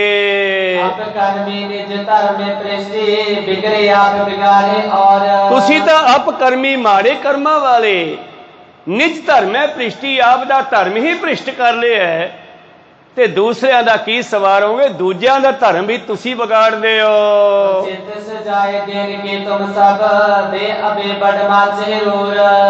ਮੇਰਾ ਜੀ ਤਾਂ ਕਰਦਾ ਤੁਹਾਨੂੰ ਸਾਰਿਆਂ ਨੂੰ ਵੱਢ ਦੇਵਾਂ, ਸਜ਼ਾ ਦੇਵਾਂ। ਕਹੋ ਸਤਨਾਮ ਸ੍ਰੀ। ਉਚੇਤਾ ਸਜ਼ਾ ਦੇਣ ਦਿਓ ਇਸ ਵੇਲੇ ਤੁਸੀਂ। ਪਰ ਜੇ ਮੈਂ ਤੁਹਾਨੂੰ ਹੁਣ ਸਜ਼ਾ ਦੇਤੀ ਤੇ ਰੌਲਾ ਪੈ ਜਾਊਗਾ ਵੀ ਗੁਰੂ ਗੋਬਿੰਦ ਸਿੰਘ ਨੇ ਸੱਦਾ ਦੇ ਕੇ ਲੰਗਰ ਦਾ ਬਹਾਨਾ ਬਣਾ ਕੇ ਇਹਨੇ ਬ੍ਰਾਹਮਣ ਮਾਰਤੇ। ਕਹੋ ਸਤਨਾਮ। ਇੱਕ ਰਾਜੇ ਨੇ ਮਾਰੇ ਸੀ ਨਾ ਬ੍ਰਾਹਮਣ, ਉੱਥੇ ਬ੍ਰਾਹਮਣ ਪ੍ਰਸ਼ਾਦਾ ਛਕ ਰਹੇ ਸੀਗੇ। ਰਾਣੀ ਤੇ ਰਾਜਾ ਬੜੀ ਭਾਵਨਾ ਨਾਲ ਸੇਵਾ ਕਰ ਰਹੇ ਸੀ ਉਹਨਾਂ ਦੀ। ਰਾਜਾ ਜਨਮੇਜਾ ਦੇ ਮੱਤੀ ਬਰਜ ਵਿਆਸ ਪੜਾਇਆ, ਜਿਨ ਕਰ ਜਗ 18 ਘਾਏ। ਕਹਿਣ ਲੱਗੇ ਉਸ ਨੇ ਜਗ ਕੀਤਾ। ਇੱਕ ਵਾਰੀ ਰਾਜੇ ਨੇ ਵੀ ਕੋਈ ਜੰਗ ਜੁੰਗ ਜਿੱਤ ਕੇ ਬ੍ਰਾਹਮਣ ਬਹੁਤ ਸੱਦੇ ਤੇ ਬੜੀ ਸ਼ਰਧਾ ਭਾਵਨਾ ਨਾਲ ਰਾਜਾ ਤੇ ਰਾਣੀ ਆਪ ਹੱਥੀਂ ਸੇਵਾ ਕਰਨ ਲੱਗੇ ਵਿੱਚ ਵਰਤਾਉਣ ਦੀ। ਹੁਣ ਰਾਣੀਆਂ ਜਿਹੜੀਆਂ ਸਾੜੀ ਬੰਨਿਆ ਕਰਦੀਆਂ, ਹਵਾ ਦਾ ਬੁੱਲਾ ਆਇਆ ਕਿਤੇ ਬੀਬੀ ਦਾ ਪੈਰਾਂ ਕੋਲੋਂ ਸਾੜੀ ਦਾ ਪੱਲਾ ਉੱਡ ਗਿਆ, ਸਰੀਰ ਤੋਂ ਸਾੜੀ ਦਾ ਪੱਲਾ ਉੱਡਿਆ ਤੇ ਕੁਝ ਬ੍ਰਾਹਮਣ ਹੱਸ ਪਏ ਰੋਟੀ ਖਾਂਦੇ ਖਾਂਦੇ। ਕਹੋ ਸਤਨਾਮ। ਰਾਜੇ ਨੂੰ ਗੁੱਸਾ ਆ ਗਿਆ ਤੇ ਰਾਜੇ ਕੋਲੇ ਤਲਵਾਰ ਹੱਥ ਸੀਗੀ, ਕੱਢ ਕੇ ਮਿਆਨ ਚੋਂ ਇੱਕਦਮ 18 ਬਾਹਮਣ ਵੱਢਤੇ। ਕਹੋ ਸਤਨਾਮ। ਜੋ 18 ਵੱਢਤੀ, ਉਹਦਾ ਜਿਹੜਾ ਜਗਤ ਗੁਰੂ ਸੀਗਾ, ਰਾਜਗੁਰੂ ਸੀਗਾ, ਰਿਸ਼ੀ ਜਿਹੜਾ ਸੀਗਾ, ਉਹ ਰੁਕਿਆ। ਰਾਜਾ ਸਾਹਿਬ ਰੁਕੋ, ਇਹ ਤਾਂ ਬਹੁਤ ਵੱਡੀ ਤੁਸੀਂ ਪਾਪ ਕਰ ਰਹੇ ਹੋ। ਇਹ ਤਾਂ ਮਨੁੱਖ ਨੂੰ ਮਾਰਨਾ ਬ੍ਰਹਮ ਹੱਤਿਆ ਹੈ। ਬ੍ਰਹਮ ਹੱਤਿਆ ਦਾ ਮਤਲਬ ਇਹ ਨਹੀਂ ਕਿ ਬ੍ਰਾਹਮਣ ਨੂੰ ਮਾਰਨਾ ਹੀ ਮਾੜਾ ਹੈ, ਮਾਰਨਾ ਤੇ ਕਿਸੇ ਨੂੰ ਵੀ ਮਾੜਾ ਹੈ। ਕਹੋ ਸਤਨਾਮ। ਇਹ ਬ੍ਰਹਮ ਹੱਤਿਆ, ਤੁਸੀਂ ਗਲਤ ਕੰਮ ਕਰ ਰਹੇ ਹੋ, ਬੰਦ ਕਰੋ ਇਹ। ਕਹਿੰਦਾ ਮੈਂ ਮਾਰੂੰਗਾ। मैं श्रद्धा भावना नाल इन्हां नूं सत्कारयोग समझ के प्रशादा छका रिहा सीगा। इन्हां ने दंद क्यों कढे? मैनूं पता राणी दी साड़ी दा पल्ला उड गया पिंडे तो, ते इन्हां ने दंद कढे, मैं सारे वड्डूंगा। कहंदे ना वड्ड, ऐदां ना कर। राजे जनमेजे नूं उस दे पहला एक ऋषि ने दस्सिया सीगा भी तेरे नाल ऐदां होवेगी। वो कहंदा मैं करदा ही नहींगा। राजा जनमेजा पांडवां विचों सीगा ते गुरु प्यारो इस पाप करके इस दे कोड़ हो गया ते कोड़ दे फोड़े उहदे शरीर च फैल गए ते एक नक च रह गया। कहो सतनाम, नक च हो गया। हुण वो ऋषि इहनूं कहण लग्या भी तेरा कोड़ तां हट सकदा है जे तू अपने वड्डियां दी कथा सुणे। वो कहण लग्या ठीक है, पर कथा सुनदियां होया किते भी तू ये नहीं कहना भी ये नहीं हो सकता, ऐदां नहीं कहना, अगों सत वचन कहना होगा, फिर तेरा कोड़ हट जू, नहीं तो फिर इसे कोड़ नाल मरेगा। कहना ठीक है जी। कहंदी उसने उहदे वड्डे भाव पांडवां दी कथा सुनाउणी शुरू की। कथा सुनाउंदे सुनाउंदे जदों गल पहुंची ना बई भीम ने ऐसे हाथी चला के आकाश विच मारे, हजे उत्ते ही फिरदे है, गुरुता खिच दो बाहर निकल गए, मुड़ के थले नहीं आए। जनमेजा कहना ये किवें हो सकदा? कहो सतनाम। बाकी कोड़ हट गया। सुनते सुनते सारी कथा पांडवां दी, कुरुक्षेत्र दी, गीता दी कथा सुनाई उसनूं, पर जदों इत्थे पहुंचिया कहंदा ये नहीं हो सकदा गा, ते नक दे विच जिहड़ा कोड़ सी वो हजे रहिंदा सी। कहो सतनाम। कहंदी वो नक दे कोड़ वाले फोड़े नाल ही मर गया। जे किते वो कहंदा ठीक है, पर उस तो बाद कहंदे ऋषि ने अपनी ताकत दे नाल उहनूं एक हाथी सिड़ के भी दिखाया भी आ देखे उत्ते उड्डे फिरदे सीगे, पर हुण तू इसे नाल ही मरेगा। इस नूं उहदे ऋषि ने कहा सी भी तू ऐदां ना करी, तेरे नाल ऐदां होऊगी। ये कहंदा जे राजे पता सी पांडवां नूं वो क्यों जुआ खेडे, क्यों उन्होंने आ कीता, ना कर दे। ऋषि कहंदा होनी टलदी नहीं। कहंदा ये किवें आ, बंदे नूं पता लग जी वो ना करे वो काम। कहंदे नहीं कर जांदा कई बारी। जनमेजे नूं कहंदे तू करेगा। कहंदे वो किवें? कहीं तू काले घोड़े ते चढ़ेगा, फिर कहंदे तू जाएगा जंगल नूं शिकार खेडण, तू ना लियाई काला घोड़ा। कहंदा नहीं लियाउंदागा। तां गुरु प्यारिओ कहंदे फिर पर लियावेगा तू? ऋषि नाल कहंदा लियावेगा, फिर तू उसे चढ़ के जंगल विच जावेगा। जंगल दे शिकार खेडण गए नूं तैनूं उत्थे एक स्त्री मिलूगी बड़ी सुंदर, तो उहनूं राणी बना के घर लियावेगा, तू ना लैके आई। कहंदा नहीं लियाउंदा मैं, पर तू लियावेगा। कहंदा नहीं लियाउंदा, पर लियावेगा तू आके, फिर तू जग करेगा, एक पार्टी करेगा लोकां नूं। तू ना करी। कहंदा नहीं करदा। कहंदे पर तू करेगा। कहो सतनाम। उस पार्टी विच तू बामना दी मौत कर देगा, वड़ देगा गल।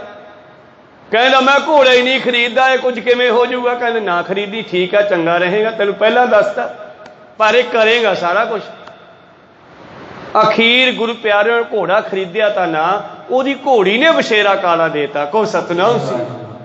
घोड़ी दे बच्चा जम पिया काला, उहने उहदी पालना पोषणा की, गल भुल गया। उस बछेरे नूं तकड़ा किया ते उस ते चढ़ के शिकार खेडण गया, ते फिर उत्थे वाकिया कि स्त्री मिल गई सुंदर कोई जंगलों में, उहनूं अपनी राणी बना लिया, उन्हें घरे लिया। वो कहंदी आपां पार्टी करनी है। राजा भुल गया सारियां गल्लां उहदे मोह विच, उहने पार्टी रखती, ब्राह्मण सद ले। इहनूं जग कहंदे सी, मैं पार्टी तां कहा अज दा शब्द है, उदों कहंदे सी जग करना। कहो सतनाम। उन्हें जग रखता, जग विच ब्राह्मण सद ले।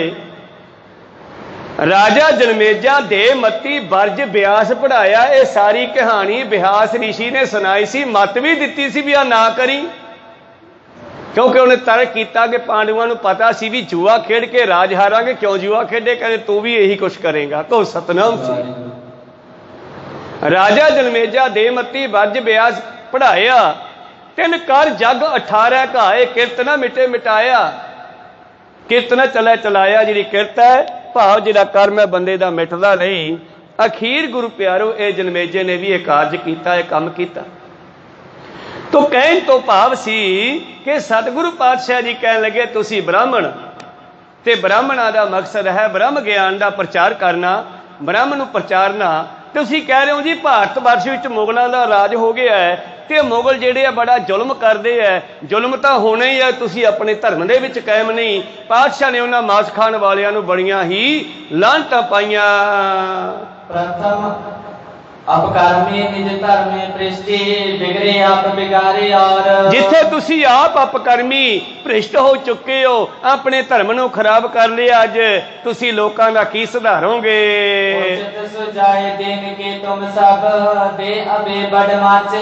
ਜੀ ਤਾਂ ਕਰਦਾ ਮੈਂ ਤੁਹਾਨੂੰ ਹੁਣੇ ਸਜ਼ਾ ਦੇਵਾਂ ਵੀ ਤੁਸੀਂ ਆਪਣੇ ਧਰਮ 'ਚ ਕਾਇਮ ਕਿਉਂ ਨਹੀਂ ਰਹਿੰਦੇ, ਪਰ ਰੌਲਾ ਬਹੁਤ ਪੈ ਜਾਊਗਾ।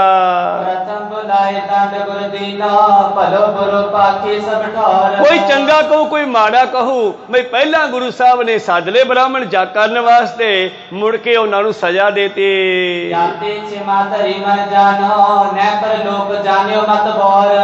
ਉਹ ਕਮਲਿਓ, ਤੁਸੀਂ ਆਪਣੇ ਪਰਲੋਕ ਨੂੰ ਵੀ ਖਰਾਬ ਕਰ ਲਿਆ ਤੇ ਲੋਕ ਵੀ ਖਰਾਬ ਕਰ ਲਿਆ। ਤੁਸੀਂ ਚੰਗਾ ਨਹੀਂ ਕੀਤਾ, ਪਰ ਮੈਂ ਤੁਹਾਨੂੰ ਸੱਦਿਆ ਸੀ ਇਸ ਕਰਕੇ ਜਾਓ ਤੁਸੀਂ, ਮੈਂ ਤੁਹਾਨੂੰ ਹੁਣ ਕੁਛ ਨਹੀਂ ਕਹਿੰਦਾ।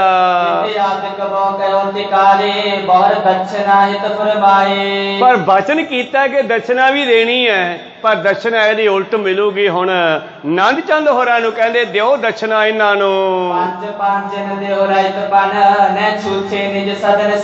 ਇਹਨਾਂ ਨੂੰ 5-5 ਰੁਪਈਏ ਦਿਓ ਚਾਂਦੀ ਦੇ, ਤੇ ਮੋਹਰਾਂ ਉਹਨਾਂ ਨੂੰ ਦੇਵਾਂਗੇ ਜਿਨ੍ਹਾਂ ਬ੍ਰਾਹਮਣਾਂ ਨੇ ਆਪਣੇ ਧਰਮ ਨੂੰ ਕਾਇਮ ਰੱਖ ਕੇ ਸਾਦਾ ਭੋਜਨ ਛਕਿਆ, ਵੈਸ਼ਨੂ ਭੋਜਨ ਛਕਿਆ, ਮੋਹਰਾਂ ਦੇ ਲਾਲਚ ਕਰਕੇ ਮਾਸ ਵਾਲੇ ਪਾਸੇ ਨਹੀਂ ਬੈਠੇ।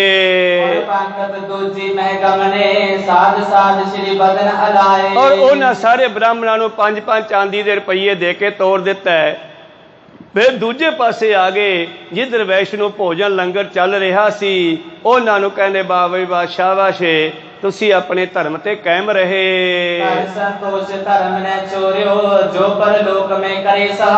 ਤੁਸੀਂ ਸਬਰ ਸੰਤੋਖ ਵਿੱਚ ਰਹੇ, ਮੋਹਰਾਂ ਦਾ ਲਾਲਚ ਨਹੀਂ ਕੀਤਾਗਾ, ਆਪਣਾ ਧਰਮ ਨਹੀਂ ਛੱਡਿਆ। ਇਹ ਸਬਰ ਸੰਤੋਖ ਤੇ ਧਰਮ ਹੀ ਲੋਕ ਪਰਲੋਕ ਵਿੱਚ ਮਦਦ ਕਰਦਾ ਹੈ। ਔਰ ਪਾਤਸ਼ਾਹ ਜੀ ਕਹਿੰਦੇ ਇਹਨਾਂ ਨੂੰ 5-5 ਮੋਹਰਾਂ ਦੇਣੀਆਂ ਕਰੋ ਸੋਨੇ ਦੀਆਂ, ਔਰ ਉਹਨਾਂ ਨੂੰ ਗੁਰੂ ਪਿਆਰਿਓ 5-5 ਮੋਹਰਾਂ ਦੇ ਕਰਕੇ, ਦਿਨਾਰ ਕਹਿੰਦੇ ਆ ਮੋਹਰ ਨੂੰ, ਤਾਂ ਪਹਿਲਾਂ ਤੋਲੇ ਦੀ ਹੁੰਦੀ ਸੀ, ਹੁਣ 10 ਗ੍ਰਾਮ ਦੀ ਹੁੰਦੀ ਆ ਮੋਹਰ। ਤਾਂ 5-5 ਮੋਹਰਾਂ ਇਹਨਾਂ ਨੂੰ ਦੇ ਕਰਕੇ ਇਹਨਾਂ ਦੀ ਸਿਫਤ ਵੀ ਕੀਤੀ, ਸਤਿਕਾਰ ਵੀ ਕੀਤਾ, ਔਰ ਇਹਨਾਂ ਨੂੰ ਆਪਣੇ ਕੋਲ ਰੁਕਣ ਲਈ ਕਿਹਾ ਹੈ। ਤੇ ਜਿਨ੍ਹਾਂ ਨੇ ਆਪਣਾ ਧਰਮ ਛੱਡ ਕੇ ਮੋਹਰਾਂ ਦੇ ਲਾਲਚ ਵਿੱਚ ਮਾਸ ਵਾਲੇ ਪਾਸੇ ਬੈਠਣਾ ਕੀਤਾ, ਉਹਨਾਂ ਨੂੰ ਰੁਖਸਤ ਕਰਤਾ, ਤੋੜ ਦਿੱਤਾ 5-5 ਰੁਪਈਏ ਦੇ ਕੇ ਚਾਂਦੀ ਦੇ।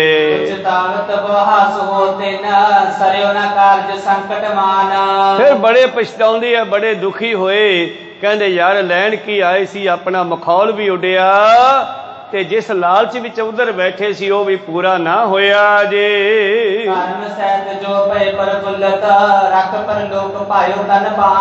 ਹੁਣ ਉਹ ਜਿਹੜੇ ਸਨ ਜਿਨ੍ਹਾਂ ਨੇ ਆਪਣੇ ਧਰਮ ਨੂੰ ਕਾਇਮ ਰੱਖ ਕੇ ਵੈਸ਼ਨੂ ਭੋਜਨ ਵਾਲੇ ਪਾਸੇ ਬੈਠਣਾ ਕੀਤਾ ਸੀਗਾ, ਉਹਨਾਂ ਨਾਲ ਲੋਕ ਪਰਲੋਕ ਵੀ ਸਫਲਾ ਹੋਇਆ ਤੇ ਮਾਇਆ ਵੀ ਮਿਲੀ।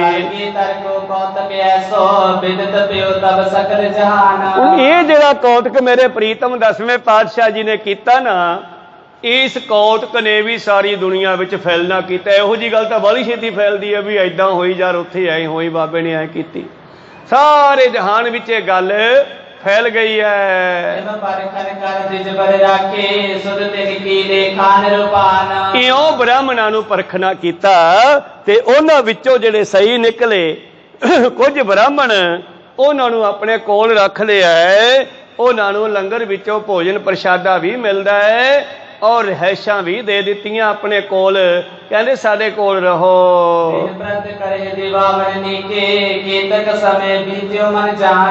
ਔਰ ਸਤਿਗੁਰੂ ਪਾਤਸ਼ਾਹ ਉਹਨਾਂ ਦਾ ਸਮੇਂ-ਸਮੇਂ ਤੇ ਪਤਾ ਵੀ ਲੈਂਦੇ ਐ।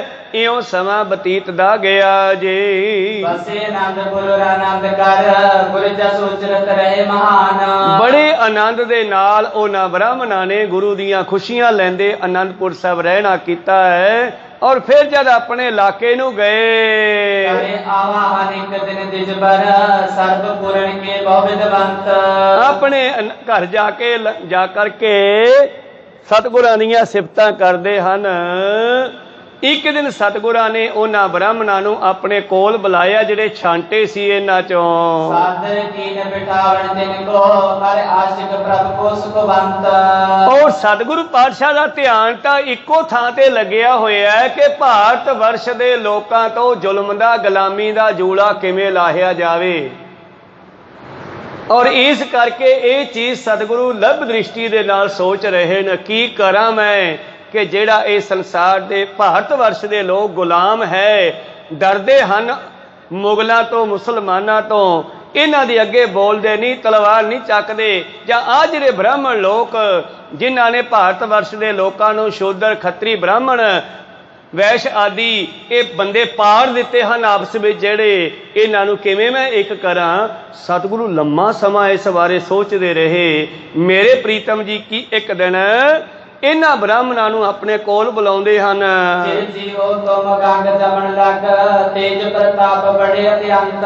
और उन्हां ब्राह्मणां ने सतगुरां दे कोल आके नमस्कार कीती है बैठ गए है।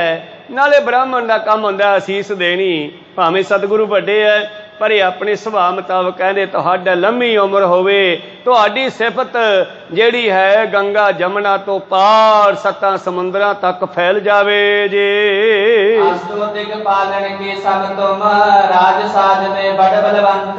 महाराज तुसी ही संसार नूं पालण वाले हो तुसी ही अठां दिगपालकां दे बराबर हो।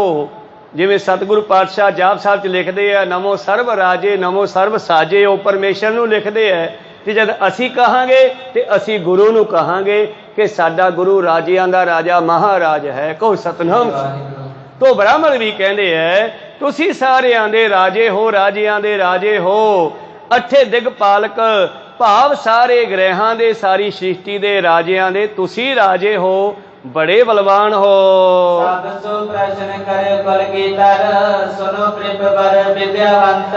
सतगुरु पातशाह जी कहते ठीक है सिफत पूरी होगी ना बह जो हुण मैं उस नाल गल करनी है। एक मकसद की है संसार दे विचों भारत वर्ष विचों गुलामी दा जूला लाउणा ते संसार दे विच गल फैली हुई है शायद ब्राह्मणां ने फैलाई है कि चंडी नूं प्रगट करो। हुण उन्हां ब्राह्मणां नूं पुछदे है कहने मैनू गल दसो तुसी पढ़े लिखे हो वेदांती हो।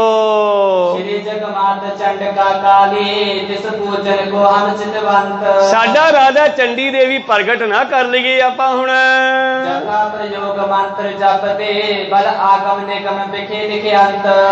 जिवें तुहाडे वेदां विच लिखे है किहड़े मंत्र पढ़ने है की प्रयोग भाव की हवन आदि करना है सोनू पता है कि तुसी नाल कराओगे आपां चंडी प्रगट करनी है। यह कौतक है पातशाह का मकसद तो पातशाह के अंदर कुछ होर है कि ऐसा पंथ साजिया जाए जिन्हां नूं दस्सिया जाए कि असली चंडी श्री साहब है। प्रथम भगौती सिमर के वो भी तलवार है कहो सतनाम।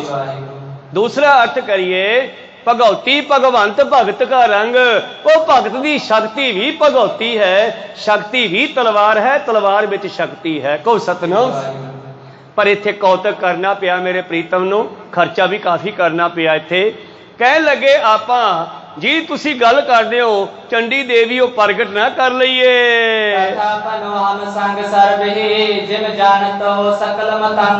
तुसी इहदे बारे की ज्ञान रखदे हो मैनू दसना करो।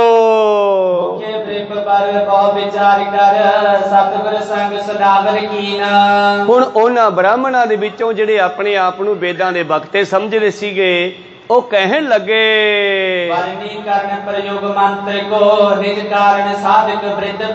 बरनी कहंदी आ माला फेरनी कहंदे महाराज जे कोई ये साधना कर सकदा है बरनी कीती जावे पा बार बार मंत्र नूं पढ़ना 108 मनकियां दी माला फेरनी उहदे उत्ते बार बार एक मंत्र पढ़ना कहंदे मंत्र दी बरनी कीती जावे प्रयोग कीता जावे तां ये साधना करके कारज सिद्ध हो सकदा तुहाडा। इस प्रकार के अब अनेक तेज खोजो प्राप्त होए प्रवीण। ਕਹਿੰਦੇ ਮਹਾਰਾਜ ਇਹੋ ਜਿਹਾ ਕੋਈ ਬ੍ਰਾਹਮਣ ਖੋਜੋ। ਹੁਣ ਇਹ ਵੀ ਆਪਣੇ ਆਪ ਨੂੰ ਛੋਟਾ ਸਮਝਣ ਲੱਗ ਪਏ ਵੀ ਯਾਰ ਗੁਰੂ ਸਾਹਿਬ ਨੇ ਤਾਂ ਹੋਰ ਗੱਲ ਕਹਿ ਦਿੱਤੀ, ਚੰਡੀ ਪ੍ਰਗਟ ਕਰਨੀ ਕੋਈ ਸੌਖੀ ਨਹੀਂ। ਮੇਰਾ ਖਿਆਲ ਹੈ ਇਹਨਾਂ ਨੇ ਵਹਿਮ ਵੀ ਬਣਾਏ ਹੋਏ ਸੀਗੇ, ਕਿਉਂਕਿ ਅੱਗੇ ਚੱਲ ਕੇ ਤੁਹਾਨੂੰ ਪਤਾ ਲੱਗੂਗਾ ਕਿਵੇਂ ਉਹ ਆਇਆ ਬ੍ਰਾਹਮਣ ਕੇਸ਼ੋ ਦਾਸ ਗੁਰੂ ਸਾਹਿਬ ਨੂੰ ਭਜਾਉਣ ਦੀ ਕੋਸ਼ਿਸ਼ ਕਰਦਾ। ਪਹਿਲਾਂ ਤਾਂ ਕਹਿੰਦਾ ਖਰਚਾ 2 ਲੱਖ ਆਊਗਾ, ਪਾਤਸ਼ਾਹ ਮੰਨ ਗਏ। ਉਹਦਾ ਖਿਆਲ ਸੀਗਾ ਵੀ ਸਾਧਾਂ ਦਾ ਡੇਰਾ ਹੈ, ਇੱਥੇ ਪੈਸੇ ਕਿੱਥੇ ਹੋਣੇ ਆ। ਪਾਤਸ਼ਾਹ ਕਹਿੰਦੇ ਆਨੰਦ ਚੰਦ ਖਜ਼ਾਨੇ 'ਚ ਪੈਸੇ ਕਿੰਨੇ ਕਾ? ਕਹਿੰਦੇ ਜੀ ਪੈਸੇ ਵੇਖ ਲੈਂਦੇ ਆ। ਸਾਰੇ ਹੀਰੇ ਜਵਾਹਰ ਸੋਨੇ ਚਾਂਦੀ ਦਾ ਹਿਸਾਬ ਕਿਤਾਬ ਲਾ ਕੇ ਕਹਿੰਦੇ ਜੀ 9 ਲੱਖ ਰੁਪਇਆ ਪਿਆ। ਕਹਿੰਦੇ ਠੀਕ ਹੈ 2 ਲੱਖ ਬਣ ਜਾਊਗਾ ਖਰਚੇ ਵਾਸਤੇ। 2 ਲੱਖ ਦੀ ਸਮੱਗਰੀ ਮੰਗਾਉਣੀ ਪਊ, ਕਹਿੰਦਾ ਦੇਸੀ ਘਿਓ ਤੇ ਹੋਰ ਸਾਜੋ ਸਮਾਨ ਸਾਰਾ ਹਵਨ ਕਰਨ ਵਾਸਤੇ। ਫਿਰ ਕਹਿੰਦਾ ਵੀ ਲੱਖ ਰੁਪਈਆ ਮੈਂ ਵੀ ਲਊਂਗਾ, ਕਹਿੰਦੇ ਤੈਨੂੰ ਵੀ ਦੇ ਦਿਆਂਗੇ। ਕਹੋ ਸਤਨਾਮ। ਮਤਲਬ ਅੱਗੇ ਜਾ ਕੇ ਪਤਾ ਲੱਗੂ ਪੂਰੀ ਕਹਾਣੀ ਸੁਣ ਕੇ ਵੀ ਇਸ ਵਿੱਚ ਹੈ ਕੀ ਚੀਜ਼। ਧੰਨ ਧੰਨ ਸ੍ਰੀ ਗੁਰੂ ਗੋਬਿੰਦ ਸਿੰਘ ਜੀ ਮਹਾਰਾਜ ਬਖਸ਼ਿਸ਼ ਕਰਦੇ ਹਨ ਕਿ ਪੰਡਤ ਜੀ ਦੱਸੋ ਕੀ ਕਰਨਾ ਚਾਹੀਏ। ਕਹਿੰਦੇ ਕੋਈ ਇਹੋ ਜਿਹਾ ਪੰਡਤ ਲੱਭੋ ਹੁਣ ਜਿਹੜਾ ਮੰਤਰਾਂ ਦੀ ਬਰਨੀ ਫੇਰ ਦੇਵੇ, ਸਾਧਨਾ ਕਰਕੇ ਚੰਡੀ ਨੂੰ ਪ੍ਰਗਟ ਕਰ ਦੇਵੇ।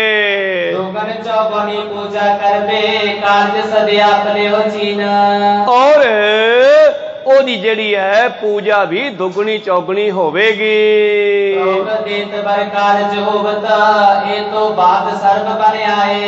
ਤਾਂ ਉਹ ਬ੍ਰਾਹਮਣ ਕਹਿਣ ਲੱਗੇ ਵੈਸੀ ਉਹ ਦੇਵੀ ਜਿਹੜੀ ਪ੍ਰਗਟ ਨਹੀਂ ਹੁੰਦੀ, ਕਿਤੇ ਲੋਕੇ ਦਿੰਦੀ ਹੈ। ਜੇ ਉਹ ਵਰ ਦੇ ਦੇਵੇ ਤੇ ਕਾਰਜ ਹੋ ਜਾਂਦਾ। ਹੁਣ ਦੇਸੇ ਦਾ ਫੇਰ ਹੀ ਜੇ ਹੋਵੇ ਤਾਂ ਕਹੋ ਸਤਨਾਮ। ਕਹਿੰਦੇ ਉਹ ਲੋਕੇ ਹੀ ਵਰ ਦਿੰਦੀ ਹੈ, ਵਰ ਤਾਂ ਆਪ ਹੀ ਦੇਣੇ ਇਹਨਾਂ ਨੇ। ਕਹਿੰਦੇ ਉਹ ਲੋਕੇ ਵਰ ਦਿੰਦੀ ਹੈ, ਪਰੋਖ ਲੋਕੇ, ਤੇ ਜੀ ਉਹ ਵਰ ਦੇ ਦੇਵੇ ਤੇ ਸਾਰੇ ਕਾਰਜ ਹੋ ਜਾਂਦੇ ਆ।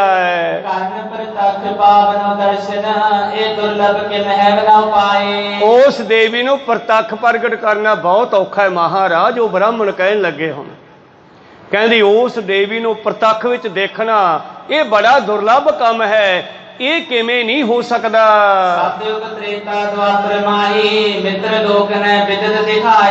ਇਹ ਦੇਵੀ ਤਾਂ ਸਤਜੁਗ ਵਰਗੇ ਵਧੀਆ ਸਮਿਆਂ ਵਿੱਚ ਵੀ ਨਹੀਂ ਮਿਲੀ, ਪਰ ਪਾਤਸ਼ਾਹ ਕਹਿੰਦੇ ਸਤਜੁਗ ਤ੍ਰੇਤਾ ਦੁਆਪਰ ਭਣੀਏ, ਕਲਯੁਗ ਉਤਮ ਜੋਗਾ ਮਾਹੇ, ਐ ਕਰ ਕਰੇ ਸੋ ਐ ਕਰ ਪਾਹੇ। ਬਾਬਾ ਨਾਨਕ ਦਾ ਕਹਿੰਦੇ ਹਰ ਵੇਲੇ ਹੀ ਚਾਰੇ ਯੁੱਗ ਹੈ। ਸਤਜੁਗ ਸਤ, ਜਦੋਂ ਸੱਚ ਵਿੱਚ ਆ ਤੁਸੀਂ ਸਤਜੁਗ ਵਿੱਚੋਂ। ਸਤਜੁਗ ਸਤ ਤ੍ਰੇਤਾ ਜੱਗੀ, ਦੁਆਪਰ ਪੂਜਾ ਚਾਰ, ਕੱਲ ਕੇਵਲ ਨਾਮ ਆਧਾਰ। ਇਸ ਕਰਕੇ ਪਾਤਸ਼ਾਹ ਜੀ ਕਹਿੰਦੇ ਦੱਸੋ ਮੈਨੂੰ ਕਲਯੁਗ ਕਿੱਥੇ ਹੈ। ਕਿਸੇ ਬ੍ਰਾਹਮਣ ਨਾਲ ਗੱਲਬਾਤ ਹੋਈ ਬਾਬੇ ਨਾਨਕ ਦੀ, ਕਹਿੰਦਾ ਜੀ ਕਲਯੁਗ ਆ ਗਿਆ, ਦੁਨੀਆ ਵਿਗੜ ਚੁੱਕੀ ਹੈ। ਬਾਬਾ ਜੀ ਕਹਿੰਦੇ ਮੈਨੂੰ ਤਾਂ ਕਿ ਦੱਸਿਆ ਨਹੀਂ ਯਾਰ, ਮੈਂ ਸਾਰੀਆਂ ਉਦਾਸੀਆਂ ਕਰ ਲਈਆਂ। ਕਿਤੈ ਦੇਸ਼ ਨ ਆਇਆ ਸੁਣੀਐ, ਤੀਰਥ ਪਾਸ ਨ ਬੈਠਾ, ਦਾਤਾ ਦਾਨ ਕਰੇ ਤੈ ਨਾਹੀ। ਪ੍ਰੀਤਮ ਦੇ ਬਾਣੀ ਦੇ ਬਚਨ ਹਨ ਇਹ। ਦਾਤਾ ਦਾਨ ਕਰੇ ਤੈ ਨਾਹੀ, ਮਹਿਲ ਉਸਾਰ ਨਾ ਬੈਠਾ। ਕਿਤੇ ਸਪੈਸ਼ਲ ਕਲਯੁਗ ਕੋਠੀ ਪਾ ਕੇ ਮੈਨੂੰ ਤਾਂ ਲੱਭਿਆ ਨਹੀਂ, ਮੈਂ 4 ਉਦਾਸੀਆਂ ਕਰਿਆ ਆ। ਕਰਤਾਰਪੁਰ ਦੀ ਗੱਲ ਆ। ਕੋ ਸਤਨਾਮ। ਮੈਨੂੰ ਤਾਂ ਕਿ ਦੱਸਿਆ ਨਹੀਂ ਗਾ। ਹਾਂ ਇੱਕ ਚੀਜ਼ ਕਲਯੁਗ ਹੈ, ਉਹ ਮੈਂ ਦੱਸਦਾ ਕਿਹੜੀ ਹੈ। ਪਾਤਸ਼ਾਹ ਜੀ ਕਹਿੰਦੇ ਮਹਿਲ ਉਸਾਰ ਨਾ ਬੈਠਾ, ਦਾਤਾ ਦਾਨ ਕਰੇ ਤੈ ਨਾਹੀ, ਮਹਿਲ ਉਸਾਰ ਨਾ ਬੈਠਾ। ਕਲਯੁਗ ਦਾ ਸਮਾਂ ਇਹ ਹੈ ਕਿ ਜੇ ਕੋ ਨਾਉ ਲਵੇ ਬਦਨਾਮੀ, ਕਲ ਕੇ ਲਖਣ ਇਹੀ। ਜਿਹੜਾ ਨਾਮ ਜਪਦਾ, ਜਿਹੜੇ ਉਹਦੀ ਬਦਨਾਮੀ ਕਰਦੇ ਆ ਨਾ, ਉੱਥੇ ਕਲਯੁਗ ਹੈ। ਇਹ ਮਨੁੱਖ ਦੇ ਸੁਭਾਅ ਕਲਯੁਗ ਵਰਗੇ। ਖੈਰ ਵਿਚਾਰਾਂ ਆਪਾਂ ਇੱਥੇ ਰੋਕਦੇ ਹਾਂ, ਸਮਾਂ ਕੀਰਤਨ ਦਾ ਹੋ ਚੁੱਕਿਆ। ਤੋ ਕਹਿਣ ਲੱਗੇ ਮਹਾਰਾਜ ਜੀ, ਕਹਿੰਦੇ ਦੱਸੋ ਇਹ ਦੇਵੀ ਨੂੰ ਕਿਵੇਂ ਪ੍ਰਗਟ ਕੀਤਾ ਜਾਵੇ। ਹੁਣ ਜਿਹੜੇ ਰੱਖੇ ਸੀ ਛਾਂਟ ਕੇ ਬ੍ਰਾਹਮਣ, ਉਹ ਵੀ ਭੱਜਣ ਲੱਗੇ। ਕਹਿੰਦੇ ਮਰੇ ਤਾਂ ਔਖਾ ਕੰਮ ਹੈ, ਇਹ ਤਾਂ ਪ੍ਰਗਟ ਹੁੰਦੀ ਨਹੀਂ। ਇਹ ਤਾਂ ਸਤਜੁਗ ਤ੍ਰੇਤੇ ਦੁਆਪਰ ਯੁਗ ਚ ਨਹੀਂ ਪ੍ਰਗਟ ਹੋਈ, ਹੁਣ ਤਾਂ ਕਲਯੁਗ ਹੈ। ਸਾਨੂੰ ਲੱਗਦਾ ਹੈ ਪ੍ਰਗਟ ਕਰਨੀ ਬਹੁਤ ਔਖੀ ਹੈ। ਤੁਸੀਂ ਸਰਵ ਕਲਾ ਸਮਰੱਥ ਹੋ, ਤੁਸੀਂ ਭਾਵੇਂ ਪ੍ਰਗਟ ਕਰ ਲਓ, ਵੀ ਸਾਨੂੰ ਤਾਂ ਔਖਾ ਲੱਗਦਾ ਹੈ। ਕਿਉਂਕਿ ਪਾਤਸ਼ਾਹ ਦਾ ਜਾਹੋ ਜਲਾਲ ਵੀ ਐਸਾ ਹੈ, ਗੱਲ ਕਰਦੇ ਹੀ ਡਰ ਜਾਂਦੇ ਆ ਵੀ ਜੇ ਸਾਥੋਂ ਨਾ ਕੰਮ ਹੋਇਆ ਤੇ ਮੁੜ ਕੇ ਤਲਵਾਰ ਕੱਢ ਲੈਣੀ ਆ। ਕੋ ਸਤਨਾਮ। ਡਰਦੇ ਸੀ, ਜਾਹੋ ਜਲਾਲ ਚਿਹਰੇ ਦਾ ਹੀ ਐਸਾ ਸੀਗਾ। ਤੋ ਇਸ ਕਰਕੇ ਕਹਿੰਦੇ ਜੀ ਤੁਸੀਂ ਤਾਂ ਭਾਵੇਂ ਕਰ ਲਓ, ਸਾਥੋਂ ਤਾਂ ਨਹੀਂ ਹੋਣੀ। ਕੋਈ ਹੈ ਨਹੀਂ ਇਹੋ ਜਿਹਾ ਬਾਹਮਣ ਹੁਣ ਦੁਨੀਆ ਵਿੱਚ, ਭਾਰਤ ਵਿੱਚ। ਜਿਹੜਾ ਉਹਨੂੰ ਪ੍ਰਗਟ ਕਰ ਸਕੇ। ਕਹਿ ਲੈ ਜੀ ਇੱਕ ਹੈਗਾ ਕਾਸ਼ੀ ਦੇ ਵਿੱਚ ਰਹਿੰਦਾ ਹੈ, ਜਿਹੜਾ ਸਾਰੇ ਮੰਤਰ ਜਾਣਦਾ ਹੈ, ਸਭ ਕੁਝ ਜਾਣਦਾ ਹੈ। ਕੇਸ਼ਵ ਦਾਸ ਨਾਮ ਜਿਸ ਵਿਦਿਆ ਅਪਰਨਾ ਸੰਸਰ ਤਿਸ ਕੇ ਜਾਏ। ਉਹਦਾ ਨਾਮ ਕੇਸ਼ਵ ਦਾਸ ਹੈ, ਉਹ ਬਹੁਤ ਵੱਡਾ ਵਿਦਾਂਤੀ ਹੈ, ਗਿਆਨੀ ਹੈ, ਤੁਸੀਂ ਉਹਦੇ ਨਾਲ ਗੱਲ ਕਰੋ। ਸੁਆਵੇ ਧਨ ਅਨਗਨ ਪਾਵ ਹੈ ਕਰ ਬਾਰੇ ਵਿਦ ਜਿਬਨ ਆਏ। ਪਰ ਉਹਦੀ ਜਿਹੜੀ ਭੇਟਾ ਦਸ਼ਨਾ ਬਹੁਤ ਜ਼ਿਆਦਾ ਹੈ ਮਹਾਰਾਜ, ਪਰ ਜੇ ਤੁਹਾਡੇ ਕਹੇ ਤੋਂ ਆ ਗਿਆ ਉਹ ਭਾਵੇਂ ਤੁਹਾਡਾ ਕੰਮ ਕਰ ਦੇਵੇ। ਹੁਣ ਦੇਖਦੇ ਆ ਕੇਸ਼ਵ ਦਾਸ ਆਉਂਦਾ ਕਿ ਨਹੀਂ ਆਉਂਦਾ, ਉਹ ਕਿਵੇਂ ਆਉਂਦਾ, ਕਿਵੇਂ ਸਤਿਗੁਰੂ ਉਸ ਦੇ ਕੋਲੋਂ ਇਹ ਸੇਵਾ ਲੈਂਦੇ ਹੈ, ਜਾਂ ਉਹ ਵੀ ਵਿਚਾਲਿਓ ਭੱਜਦਾ। ਇਸ ਕਰਕੇ ਪਾਤਸ਼ਾਹ ਨੇ ਸਮੇਂ ਸਮੇਂ ਤੇ ਸਾਰਿਆਂ ਰਾਜਿਆਂ ਨੂੰ ਵੀ ਔਰ ਧਰਮੀਆਂ ਨੂੰ ਵੀ ਪਰਖਿਆ ਤੇ ਅਖੀਰ ਤੇ ਸ੍ਰੀ ਸਾਹਿਬ ਕੱਢ ਕੇ ਕਿਹਾ ਬਸ ਇਹੋ ਹੀ ਚੰਡੀ ਹੈ, ਇਹਦੂ ਉੱਤੇ ਕੋਈ ਚੰਡੀ ਨਹੀਂ ਹੈ। ਕਹੋ ਸਤਨਾਮ। ਤੋ ਖੈਰ ਇਹ ਵਿਚਾਰਾਂ ਆਪਾਂ ਟਲਦੇ ਹੋਏ ਕਰਦੇ ਰਹਾਂਗੇ। ਹੁਣ ਇੱਥੇ ਰੋਕਣ ਦੀ ਆਗਿਆ ਬਖਸ਼ੋ। ਬੋਲਦਿਆਂ ਨੇਕਾਂ ਅੱਖਰ ਬਾਅਦ ਘਾਟ ਹੋ ਜਾਂਦੇ। ਸਿੱਖ ਸੰਗਤਾਂ ਤੇ ਸਤਿਗੁਰੂ ਬਖਸ਼ਣ ਯੋਗ ਹੈ, ਬਖਸ਼ ਲੈਣਾ ਜੀ। ਸਮਾਪਤੀ ਕਰੀਏ। हे अच्युत हे पार ब्रह्म अविनाशी अविनाश। हे पूरन हे सर्व में जन गुण दास। हे संगी हे निरंकार हे निर्गुण सब एक। हे गोविंद हे गुण निदान साखी सदा विवेक।